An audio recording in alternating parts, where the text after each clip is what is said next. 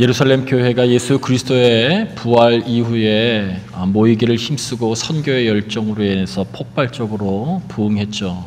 그러나 스데반 집사님의 순교를 중심으로 해서 박해가 시작되자 그 예루살렘 교회의 많은 성도들이 세계로 흩어지게 됐습니다. 그래서 흩어진 몇몇 사람들이 안디옥 교회를 세우게 됩니다.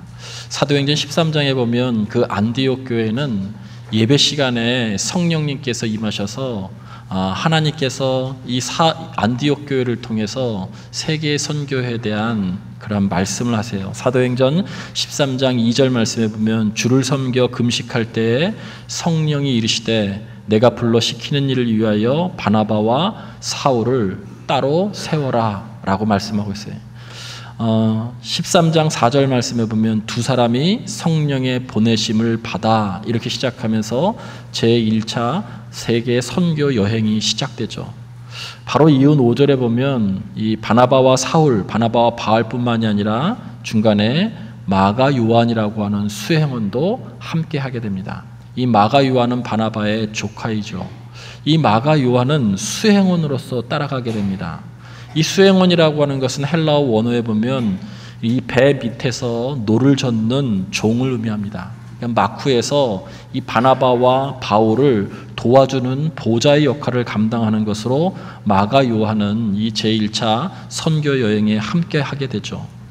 이 바나바가 갔었던 바나바와 바울이 갔었던 제1차 선교 여행은 지금의 튀르키예 이 터키 지방의 해안가와 해안가에서 가까운 산악지대의 복음을 전하게 됩니다. 수리아 안디옥을 출발해서 구브로와 바보와 버가와 비시디아 안디옥, 루스드라, 이고니온, 더베까지 갔다가 이 더베에서 다시 역순으로 돌아오는 그런 여정이었죠.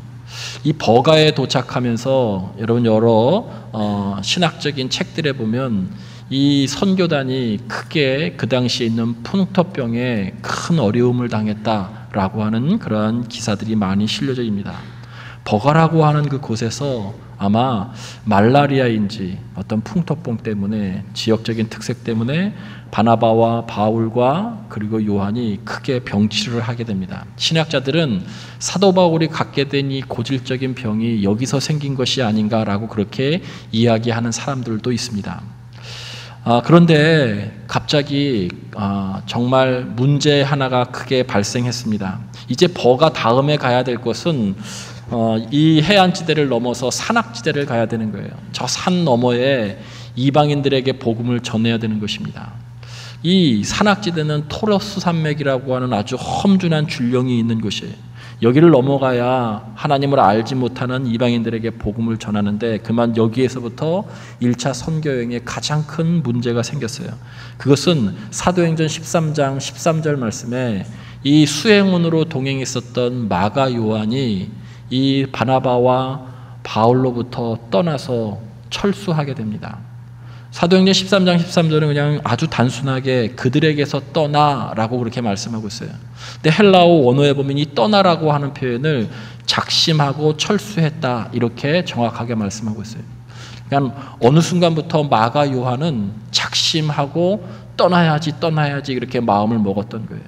그것이 버가에 도착해서 여러 가지 병치레 때문에 온 약함 때문이었던 것인지 아니면 새 사이에 있었던 인간적인 어떤 그런 성향 때문인 건지 아니면 자신이 소명의식이 부족해서인 건지 처음에 출발했을 때는 감정적이었는데 막상 선교 여행을 다녀보니까 자기가 생각했던 것보다 훨씬 어려웠던 것인지 성경은 명확하게 말하고 있지 않아요. 그러나 그들에게서 떠나라고 하는 이 떠나라고 하는 단어를 잘 보면 그가 어느 순간부터 떠나려고 마음을 먹으면서 기회를 엿봤던 것 같아요.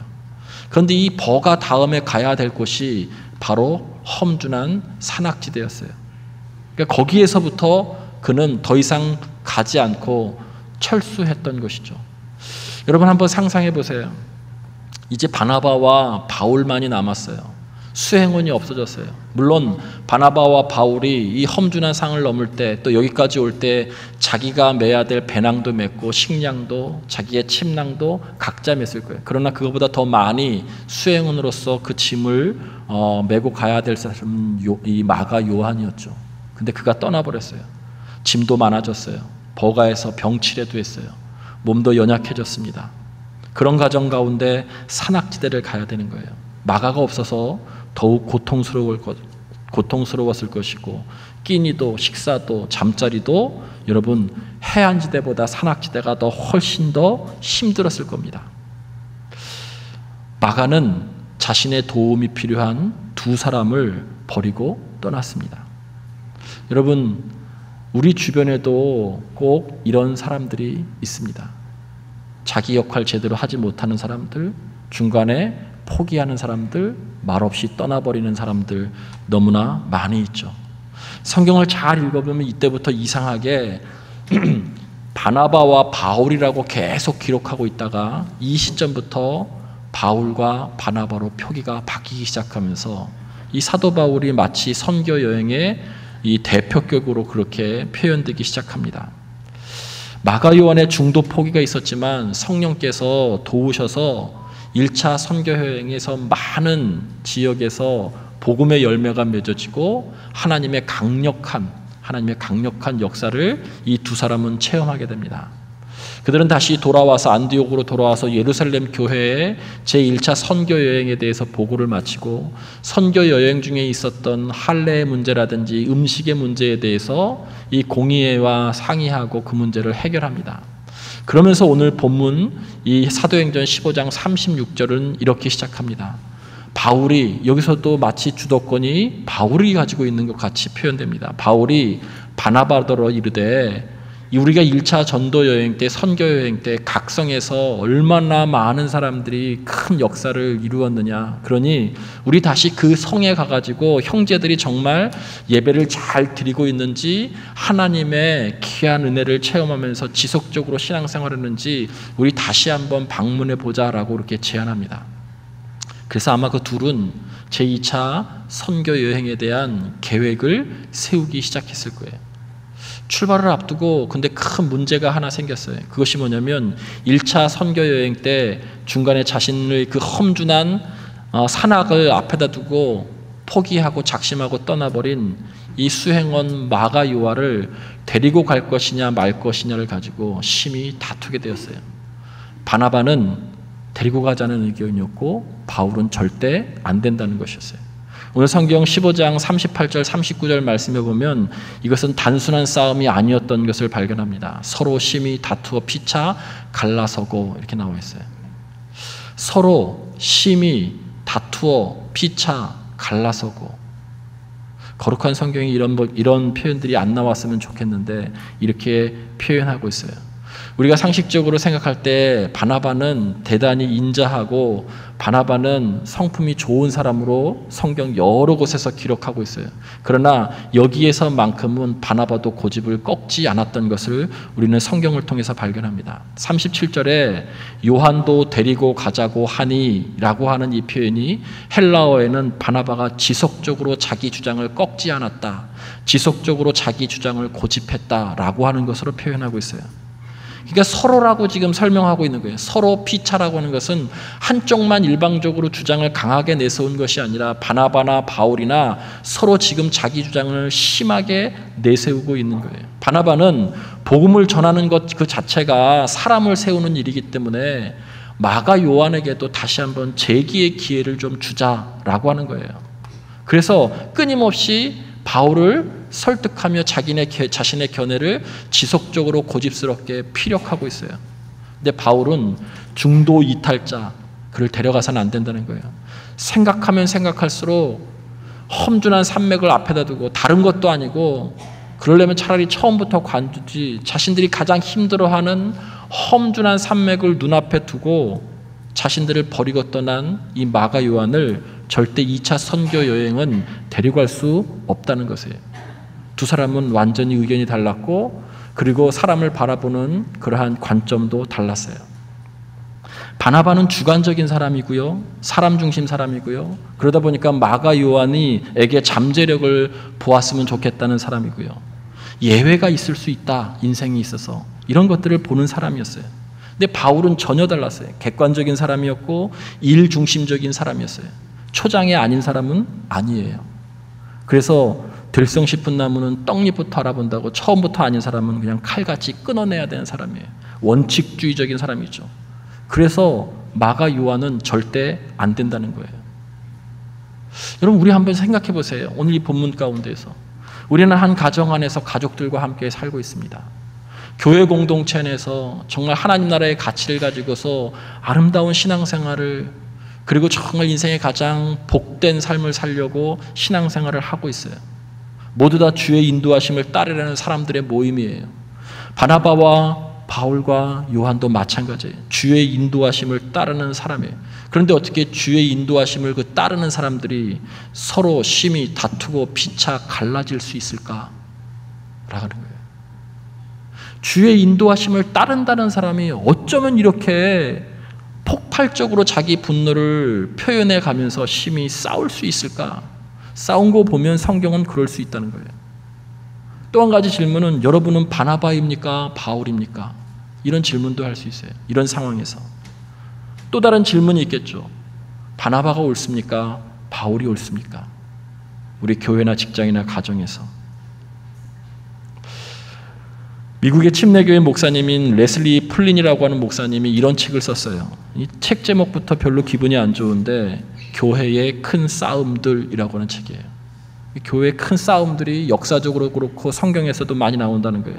그러면서 바나바와 바울의 이 싸움에 대해서 그 책에서 다루면서 이렇게 얘기해요. 왜 이 바나바와 바울은 서로 합리적인 타협, 합리적인 대안들을 서로 이렇게 가지려고 노력하지 않았을까라는 거예요. 이렇게 분노만 폭발하고 자신의 의견을 아주 강하게만 주장했을까? 만약에 바울은 바나바가 데리고 가자고 하니 마가를 데려가 보고 일정 정도 근신의 기간을 두고 그때까지 그 사람이 예전과 달라진 것이 없다면 다시 돌려보냈으면 될 게 아니겠는가라고 하는 거예요.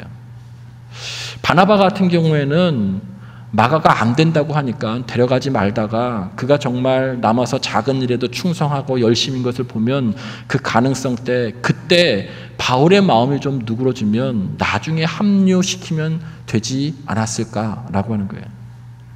마가 요한도 데리고 가고 만약을 대비해서 성실한 또 다른 사람도 데리고 가는 방법도 있지 않았겠는가 하는 거예요.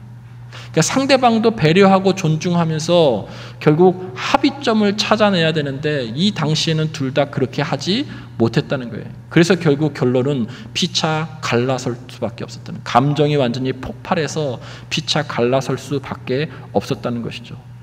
자신의 견해를 지나치게 강조한 나머지 분열된 것이죠. 그래서 이 레슬리 플린 목사님은 이렇게 얘기해요. 타협과 합의가 없는 사람은 결국 모든 인간관계에서 지독히 외로워질 것이다.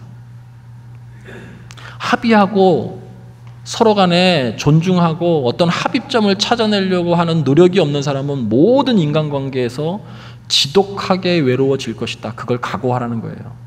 이것을 바꿔 얘기하면 우리 교회 공동체나 직장 생활 가운데에서도 합의와 타협 이런 것들을 애쓰고 노력하지 않으면 그곳은 지옥이 될 수밖에 없다는 거예요. 피차 분노해서 다투고 갈라설 수밖에 없다는 거예요. 한때 정말 가까운 사람들이었어요. 하나님 나라의 복음의 가치를 들고 그들이 배낭을 메고 굶주려가며 풍토병과 싸워가며 험준 산령을 넘어가면서 그들은 하나님 나라의 복음을 전하고 기도하고 하나님의 역사도 경험했어요. 그런데 어느 순간 한 가지 다른 의견 때문에 서로 서먹해지고 얼굴을 대면하지 않기 시작해서 갈라섰다는 거예요. 우리 안에도 있습니다. 가족 중에도 있고 그리고 교회 안에도 있죠. 얼마나 여러분 불편합니까?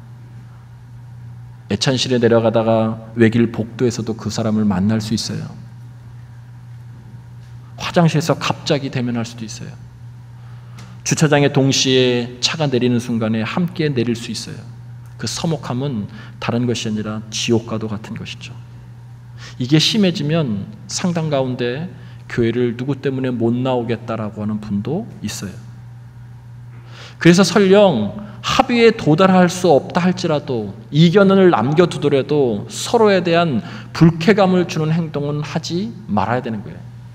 그런데 그렇게 하고 말았어요. 서로 심히 다투었다라고 하는 것은 헬라어 원어에 보면 분노가 폭발했다라고 하는 표현을 쓰고 있어요. 폭발했다는 거예요. 여러분, 사람들은 이 상황에 따라서 모든 사람들을 다 받아들일 수 있는 것은 아니에요. 상황에 따라 결별이 유익한 경우들도 있습니다. 고의적이고 상습적으로 같이 일하는 사람 중에 고의적이고 상습적으로 일을 태만을 부리는 사람, 변화를 거부하는 사람, 사실은 갈라지는 것이 훨씬 좋습니다. 상습적인 불륜 행위를 행한다든지 폭력을 행하는 그런 위험적인 요소가 있는 그런 사람들인 경우에는 바로 그 순간에 조치를 취해야 돼요. 다시 기회를 쥐어주는 것을 그때는 다시 생각해 봐야 돼요.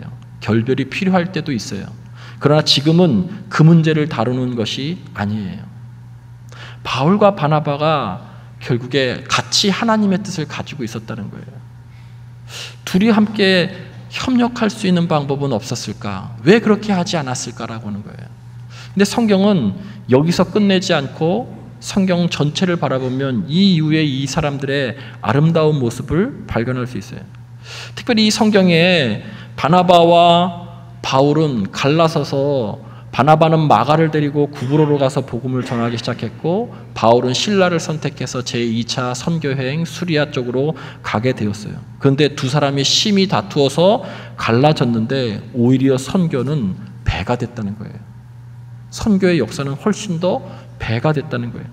그러면 갈등하고 분열하는 것이 좋은 것이냐? 그런 걸 합리화시키려고 하는 것이 아니라 성경은 무엇을 말씀하고 있냐면 하나님은 심지어 우리의 갈등, 차이, 우리의 인간의 연약함을 통해서도 당신의 뜻을 끝까지 이루신다는 거예요. 인간의 연약함으로 말미암아 발생하는 문제까지도 하나님께서는 역설적으로 사용하셔서 아름다운 결과를 내신다는 거예요. 두 번째, 바울과 바나바와 마가는 나중에 어떻게 되었는가 하는 거예요. 바나바를 통해서 마가는 다시 재기의 기회가 주어졌어요. 그는 열심히 복음을 전했어요.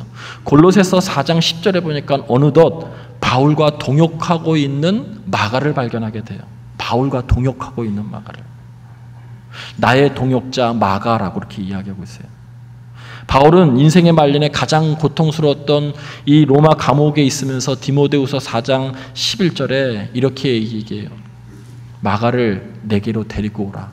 그는 나에게 유익한 사람이다. 예전에는 이렇게 갈라서고 절대 안 된다고 했었던 마가를 마치 자신의 자녀처럼 그는 내게 꼭 필요한 사람이다. 유익한 사람이다라고 이야기하죠. 마가는 바나바에 의해서 멋지게 재기에 성공했어요. 그가 신약 성경의 가장 첫 번째 최초의 책인 마가복음을 여러분 기록하게 된 저자예요. 받아들여졌기 때문에 가능하게 된 것이죠. 바울도 변했어요. 1차 선교 여행 시 바울은 연륜이 짧은 선교사였어요. 일 중심적이고 원칙주의자였어요. 존 폴락이라고 하는 사람이 사도 바울이라고 하는 책을 썼는데 지금의 이 상황을 설명하면서 초창기 바울을 이렇게 설명하고 있어요. 인자하고 차분한 바나바와 심히 다투고 갈라질 정도면 분명히 그 상황은 심각한 상황이었습니다. 바울은 사랑은 오래 참고 모든 것을 참으며 모든 것을 견디니라 이렇게 쓸 수 있게 되기까지 아직 갈 길이 멀어 보입니다. 사랑은 오래 참고 사랑은 모든 것을 참으며 사랑은 모든 것을 견디느니라. 사도 바울이 쓴 서신이죠. 이렇게 쓰기까지 그는 아직도 그 초창기의 모습을 보면 갈 길이 먼 사람처럼 보입니다. 초기 바울은 그리스도의 사랑과 용서의 깊이보다는 너무 일 중심적인 나머지 사람을 놓치고 있다는 뜻이에요. 그는 초창기에 많은 사람들이 너는 예수님을 보지 못했기 때문에 사도가 아니다라고 하는 사도권 문제를 가지고 막 논쟁을 벌일 때마다 불같이 화를 내면서 나는 히브리인 중에 히브리인이요 율법에 능한 자라고 맞받아쳤어요. 견디지 못하는 사람이었어요. 근데 바울은 시간이 지나면서 점점 성숙하면서 그렇게 자기를 공격하는 사람들 앞에 맞습니다. 나는 사도 중에 지극히 작은 사람입니다. 인생의 노년에는 맞습니다. 사도의 얘기는 나오지도 않아요. 나는 죄인 중에 괴수입니다. 이렇게 고백하고 있는 것이죠. 빌립보서 2장 3절로 4절에는 지금의 모습은 사도행전 이 바나바와 싸우는 모습은 도무지 찾아볼 수 없어요. 빌립보 교회 성도들에게 이렇게 권면해요. 아무 일에든지 무슨 일을 하든지 다툼이나 허용으로 절대 하지 마십시오. 다툼하지 마십시오. 그리고 오직 겸손한 마음으로 나보다 상대방이 훨씬 낫다고 여기고 상대방을 배려하고 존중하십시오. 이렇게 지금 서신을 보내고 있어요. 사랑하는 성도 여러분, 꼭 기억하셔야 될 것이 하나님은 나와 견해가 다른 사람도 쓰실 권리가 있다는 거예요. 하나님은 나와 다른 견해를 가지고 있는 사람도 쓰실 권리가 있다는 거예요. 그런데 내 일방적인 주장과 내 지속적인 고집과 절대 안 된다라고 하는 것 때문에 하나님께서 그 사람을 쓰시고자 하는 것에 내가 걸림돌이 될 수 있다라고 하는 것을 기억하셔야 돼요. 우리가 성숙하다라고 하는 것, 그리스도인이 성숙한 삶을 산다라고 하는 것은 살아보면 내 마음대로 내 인생이 되지 않는 것을 더 잘 이해하는 거예요. 많은 부분들이 하나님의 신비의 뜻에 맡겨져야 한다라고 하는 것을 깨닫게 되는 것이 그리스도인의 성숙이에요. 많은 부분이 하나님의 그 신비스러운 뜻에 맡겨져야 한다는 거예요. 여러분, 성경이 좀 좋은 것만 많이 쓰여졌으면 얼마나 좋았겠어요. 사도행전의 저자인 누가는 좀 이렇게 바울과 바나바 사이 속에서 선교 여행 속에서 하나님의 강력한 역사와 정말 좋고 따뜻한 그러한 이야기들을 써냈으면 좋았었을 텐데 왜 굳이 여기에다가 서로 심히 싸우고 다투고 피차 갈라졌다라고 하는 좋지 않는 일들을 써내려갔을까요? 우리들이 흔히 초대교회를 가장 이상적인 교회라고 이야기합니다. 그 이유는 문제나 다툼이 없어서가 아니에요. 그럼에도 불구하고 그 문제와 다툼을 잘 해결하고 그 안에서 성장하고 성숙했다는 거예요. 여러분, 잘 생각해 보세요. 사도 바울은 누구보다도 받아들여진 사람이에요. 그는 교회 공동체를 극심하게 박해했었던 사람이죠. 근데 바나바를 통해서 교회 공동체 안에 들어와서 받아들여졌어요. 그 사랑을 알았기 때문에 그가 복음을 전하기 시작했던 거예요. 누구보다도 철저하게 받아들여진 존재예요. 아마 이 사도 바울은 교회에서 천국을 경험했을 거예요. 사랑하는 성도 여러분, 교회 안에 바울도 있고 바나바도 있고 마가도 있어요. 교회 안에 INTP도 있고 ISFJ도 있고 다양한 기질의 사람들이 있어요. 어떤 사람은 초기 바울의 길을 걷는 사람이 있고 어떤 사람은 성숙한 바울의 길을 걷는 사람이 있고 어떤 사람은 지금 실패해서 좌절하고 있는 사람이 있어요. 그러나 오늘 성경에서 말씀하고 있는 것, 서로 존중하고 배려해야 된다는 거예요. 자신의 견해만 주장하다가 그것이 지옥이 될 수 있다는 거예요. 받아들여지는 공동체, 그 공동체가 천국이라는 거예요. 이 모든 상황을 사도 바울은 로마서 8장 28절에 한마디로 정의하고 있어요. 사도 바울이 쓴 서신이죠. 로마서 8장 28절. 하나님을 사랑하는 자, 곧 그 뜻대로 부르심을 입은 모든 자들에게는, 이 모든 것, 모든 자들, 모든 것에는 다른 견해예요. 합력하여 선을 이룬다는 거예요. 우리가 모두 다 동일하게 하나님을 사랑하는 자이고 그분의 뜻에 따라서 부름받은 사람이에요. 그러나 모든 것, 우리들의 견해가 다를 수 있어요. 그러나 하나님은 이것을 합력하게 하셔서 선을 이루신다는 거예요. 다른 사람의 고백이 아니라 사도 바울의 고백입니다. 이 고백이 저와 우리 교회 공동체 여러분의 고백이 되어지기를 주님의 이름으로 간절히 축원을 드립니다.